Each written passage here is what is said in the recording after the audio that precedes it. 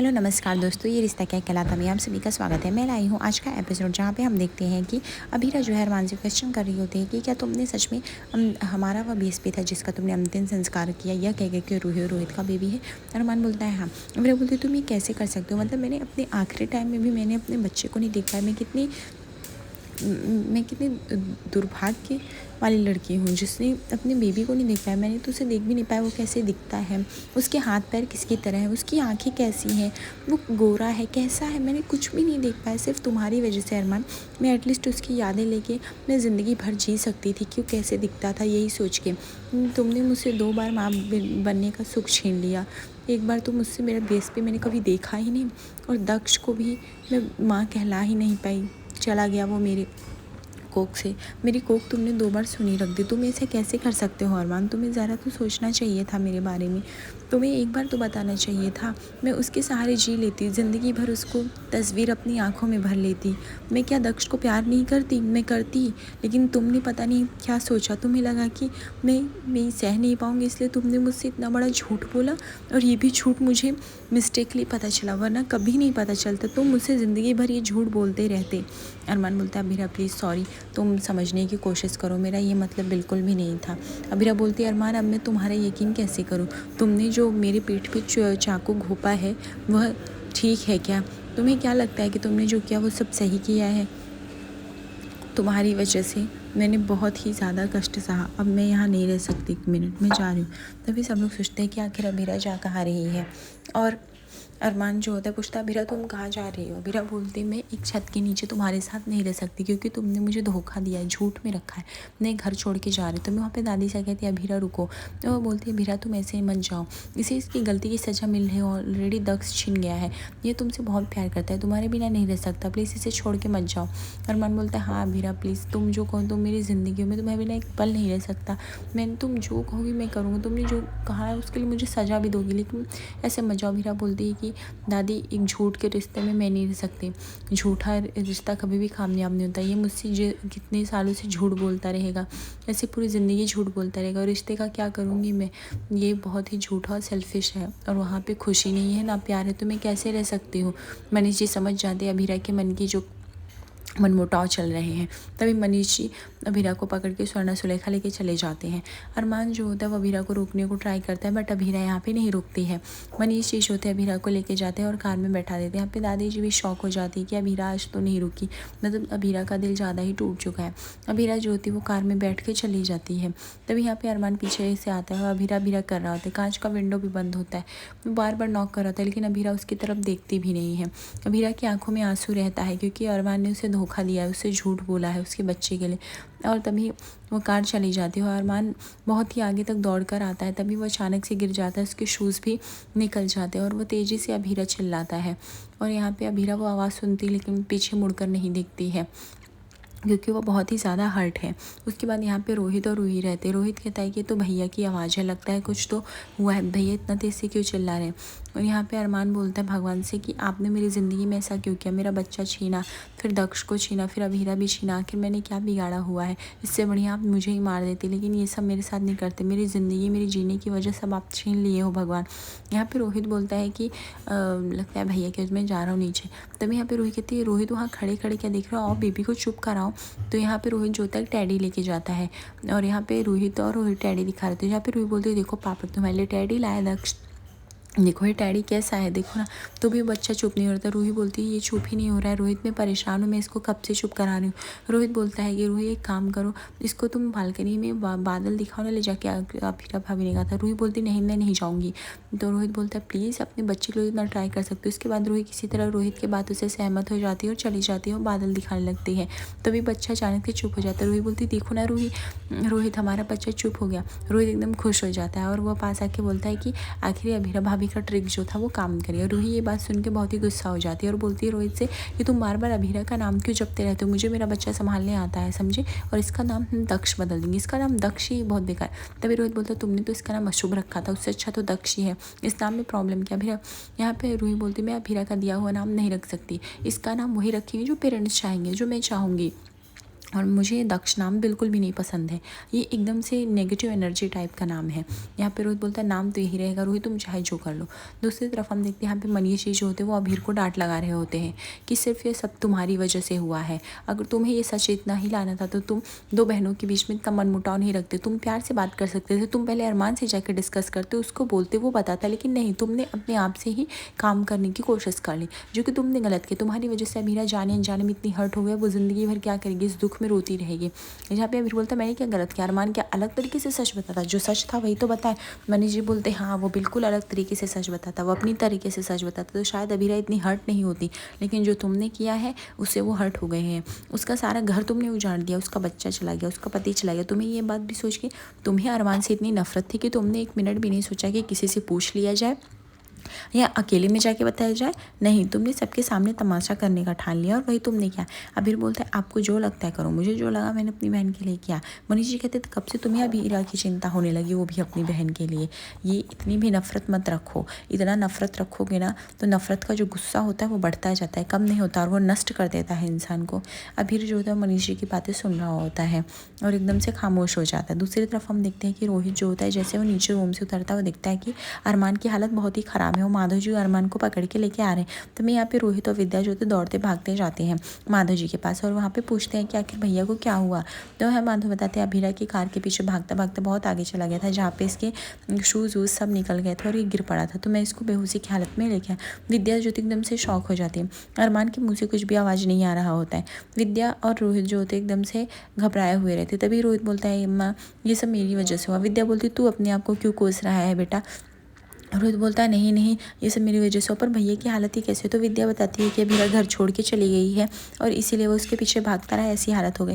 रोहित बोलता है नहीं नहीं भाभी घर छोड़ के नहीं जा सकती। विद्या बोलती है ऐसा ही हुआ है, अरमान के जीवन में ऐसा लगता है अब दुख ही दुख है, अब अभीरा उसे कभी नहीं माफ़ करेगी। ये सोच के रोहित घबरा जाता है, बोलता है माँ मैं कह रहा होने से मेरी वजह से। विद्या बोलती है तू क्या कह रहा है मुझे नहीं समझ में। तभी रोहित सारी घटनाएं बताने लगता है। रोहित बताता है कि कैसे हॉस्पिटल में उसने अरमान को कन्विंस किया था, अपना बच्चा दिया था और उनसे कहा था कि अब अभीरा भाभी और अरमान भैया ही टेक केयर करेंगे उसके बेबी का। वो नहीं कर सकता क्योंकि रूही कोमा में थी, इसलिए वो घबरा गया था, उसे लगा था क्या होगा क्या नहीं।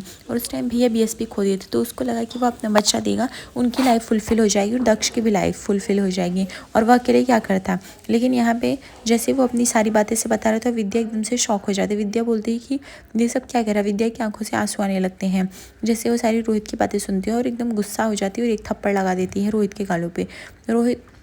रोहित को तमाचा चढ़ के कहती तुम कैसे भाई हो, इस तरह के भाई होते हो, कैसे पिता हो, तुमने अपने बच्चे की जन्म जिम्मेदारी किसी और को दे दी और ऐसे भाई हो, अपने भाई की ज़िंदगी उजड़ता देख तुम्हारे मुंह में दही जम गया, तुमने कुछ बोला नहीं।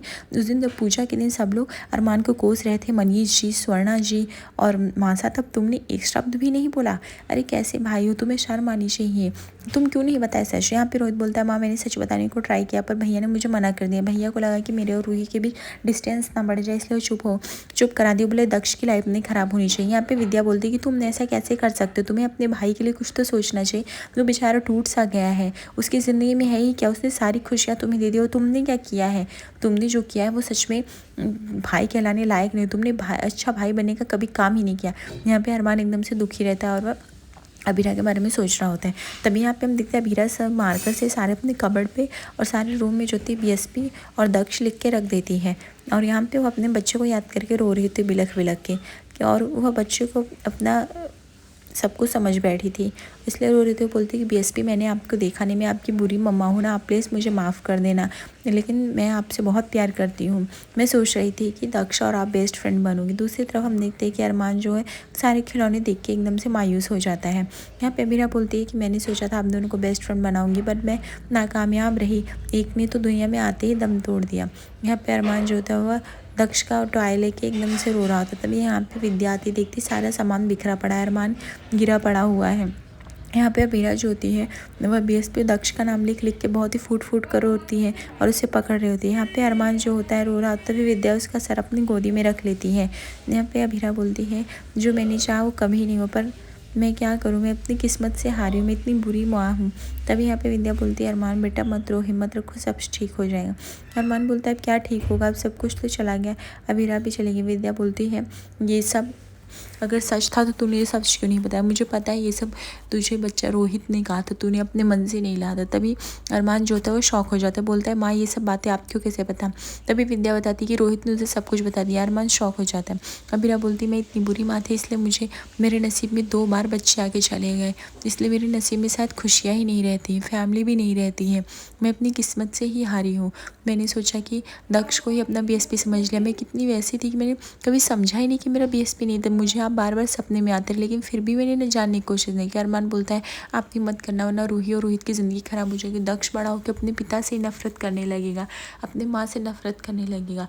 मैं नहीं चाहता एटलीस्ट आपके एक बेटे की ज़िंदगी ख़राब होगी, दूसरे बेटे की तो ना हो। माँ कुछ तो ऐसा करो, माँ मुझसे प्रॉमिस करो कि ये चीज़ बाहर नहीं आनी चाहिए, ये बात आप किसी को नहीं बताएंगी। विद्या जो थी एकदम मायूस होकर अरमान को देखने लगती है और अरमान से बोलती तो किस मिट्टी का बना है, तेरा घर उजड़ गया, तेरा सब कुछ उजड़ गया, अभी भी तू सबके बारे में सोच रहा है, अपने भाई के बारे में सोच रहा है। अरमान बोलता है कि माँ मैं सोच नहीं रहा हूँ, मैं जानता हूँ आगे क्या होगा, इससे बुरा नहीं होना चाहिए, जो हो रहा है मेरे साथ हो रहा है ठीक है। मैं रोहित को और टूटता हुआ नहीं देख सकता, नहीं तो उसका बच्चा नफरत करेगा पूरी ज़िंदगी, रोहित इस गिल्ट में ही नहीं जी पाएगा। यहाँ पे विद्या जो होती है वो अरमान को संभालने लगती है। वो अरमान को बोलती है पर तुझे तो अभिरा के पास जाना होगा। अरमान बोलता है मैं देखूंगा, मैं अभिरा से बात करूंगा माँ, लेकिन प्लीज़ आप रोहित के लिए कुछ मत कहना और ये सच मत आने देना। ऐसे कह के फुट फुट कर रोने लगता है, जहाँ पे विद्या उसे चुप करा रही होती है। अभीरा जो होती है कहती है कि हर माँ अपने बच्चे की आहट समझ लेती है, लेकिन मैं तो पहचान ही नहीं पाई तुमको, मुझे माफ़ कर दो बीएसपी, प्लीज़ मुझे माफ़ कर दो, मैं तुम्हारी मम्मा नहीं बन पाई। यहाँ पे अरमान जो होता है वो बच्चे का टॉय लेके एकदम बिलख बिलख के रो रहा होता है। आज सुबह के फिर हम देखते हैं एपिसोड में जहाँ पे रूही बहुत सारे सामान और गिफ्ट्स मंगाए रहती है, जहाँ पे घर वाले सब इकट्ठे हो जाते हैं। दादी सा रूही से पूछती है रूही ये सब क्या है, तुमने क्या मंगाया। और बाकी मनीषा जी भी बोलती है हाँ रूही ये सब क्या है जो तुमने मंगा के रखा है। अरमान जो होता है वो कोर्ट के लिए रेडी हो चुका है और वह आ रहा है। तभी यहाँ पे रूही बोलती है ये सब मैंने अपने बच्चे के नामकरण के लिए रखा और मंगवाया। यहाँ पे विद्या बोलती दक्ष की जितनी भी पूजा और रस्में थी वो सब हमने कर ली है, तो ये किस चीज़ की है, और सारी पूजा तो हो गई है। तभी यहाँ पे रूही बोलती है क्योंकि अब इसका नाम अभीरा और वो अरमान के पास था, इसलिए उन लोगों ने नाम दक्ष रखा और मुझे दक्ष नाम नहीं रखा, इसका नाम रूहान हुआ। यहाँ पे रोहित बोलता है रूही कंट्रोल योर सेल्फ, मैंने पहले ही बोला था इसका नाम नहीं चेंज होगा। अरमान ये सब सीढ़ियों पे सर देख रहा होता है। तभी यहाँ पे मनीषा जो थी काजल से कहती है ये तो नाम अशुभ रखने वाली थी, अब इसको बड़ा नाम का पड़ गया जो रूहान चेक करिए। काजल बोलती है अब हम इसको कुछ नहीं बोल सकते हैं। यहाँ पे रूही बोलती है हमारे बच्चे का नाम दक्ष नहीं हो सकता, बच्चे का नाम प्रीसियस होता है, उसके पेरेंट्स डिसाइड करते हैं और रोहित पेरेंट्स में ज़्यादा सबसे माँ का हक ज़्यादा होता है, इसलिए मैं उसका नाम डिसाइड करूँगी, उसका नाम रूहान होगा, दक्ष नहीं। दक्ष नाम अभीरा का दिया हुआ है जिससे मुझे चिढ़ होती है, मुझे उस नाम से भी नफरत है, मेरे बच्चे का नाम वही रहेगा। यहाँ पे दादी सा समझाती है नामकरण के हिसाब से उसका नाम सही रखा गया है, पंडित जी ने सारी पूजाएं करी फिर क्यों। रूही बोलती देखियो दादी सा मैं चाहती हूँ मेरे बच्चे का नाम रूहान हो, तो इसमें आप लोग को प्रॉब्लम नहीं होनी चाहिए, रूही और रोहित, इसमें आप लोग को इतना क्यों हो रहा है, अभीरा का दिया नाम मैं क्यों रखूँ अपने बच्चे पे। मनीषा कहती इसका तो देखो एक टाइम पे इस बच्चे से इतना नफरत, इसको आज ही पता चला इसका बच्चा और इसके नाम के बारे में कितना सोचे। काजल बोलती है यार माँ ने जो किया है इसलिए हमें सबका सुनना पड़ेगा। यहाँ पे दादी बोलती है रूही तुम ऐसा कैसे कर सकती हो, वो लड़की ने इसको प्यार तो दिया था चाहे जो किया था। रूही बोलती है दादी साहब मैंने सोच लिया, डिसाइड कर लिया, आप लोग कुछ पूजा में शामिल होना तो होना था। अभी यहाँ पे दादी साहब कहती है अरमान तुम ऑफिस के लिए निकल रहे हो क्या। अरमान बोलता है हाँ दादी साहब मैं ऑफिस के लिए निकल रहा हूँ। तभी वो देखता है कि रतन काका रामू काका सारे सामान लेके जा रहे थे। अरमान बोलता है आप लोग ये सारे सामान लेके कहाँ जा रहे हैं, तो वो लोग बोलते हैं कि ये रूही बोलती कि मैंने ही बोला ये सामान लेके जाके रूम से फेंक दो, अभीरा अरमान का सामान दिया हुआ मेरा बच्चा एक भी नहीं खेलेगा। ये अरमान जो होता है एकदम से हर्ट हो जाता है, बट वो सारे खिलौने रख लेता है। आज रात के एपिसोड में दिखेंगे जहाँ पे स्वर्णा और मनीष जी कहते हैं अभीरा को तो तुमने डिसाइड किया अपने फ्यूचर के लिए बेटा तुम्हें क्या करना है। अभीरा बोलती है हाँ मैंने डिसाइड किया मुझे डाइवोर्स लेना है। उसके बाद मनीष जी बोलते ठीक है मैं तुम्हारा डिसीजन में साथ हूँ। मनीष जी जो लॉयर को फ़ोन करते हैं और बोलते हैं आप डाइवोर्स पेपर रेडी रखो मेरी बच्ची अभीरा के लिए। ऐसे ही बने रहिए, लाइक और सब्सक्राइब करिए, ऐसे बहुत सारे एपिसोड लाती रहूँगी। फॉर द मोर अपडेट्स धन्यवाद।